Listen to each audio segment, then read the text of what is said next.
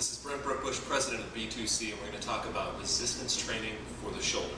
Now, the first exercise in our relative flexibility progression is Scaption. I'm going to have Salvina come out and help me demonstrate this exercise. First thing I'm going to have Salvina do is demonstrate a lateral raise to show the difference between a lateral raise and Scaption.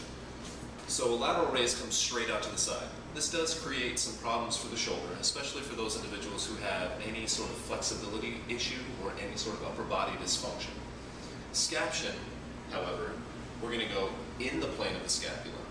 So that's about 30 degrees anterior to a lateral raise. And we're going to externally rotate the humerus.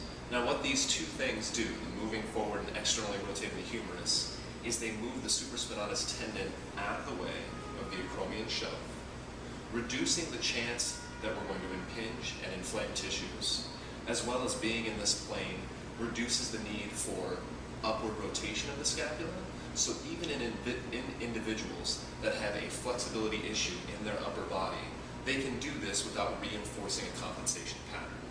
Now, to get to the form of this exercise, we're going to follow the same checkpoints that we always do for all of our resistance training. We're going to make sure our feet are parallel on hip width, make sure that the feet, knees, and hips stack nicely over the top of each other. She's drawn in, glutes are tight, and she's tucked under. If we have any sort of anterior pelvic tilt, we need to get back to neutral. She's going to retract and press her scapula. Give Salvina some weight here. And go ahead and have her demonstrate Scaption. You can see we have very nice form now. If Salvina could perform this exercise for the amount of reps that I'd like her to perform it at, for the number of sets that I'd like her to perform it for, we can go ahead and progress this exercise. So our first stability progression is just to go onto a single leg. Let's see what it goes. Of course, we could then move to two legs unstable and a single leg unstable. We have our upper body stability progression as well. So we can go from two arms,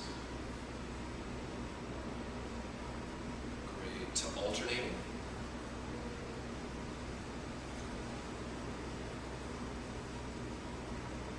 And then, of course, we can go to unilateral.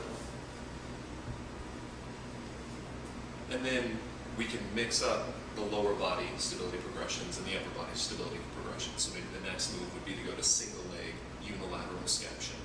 Thank you.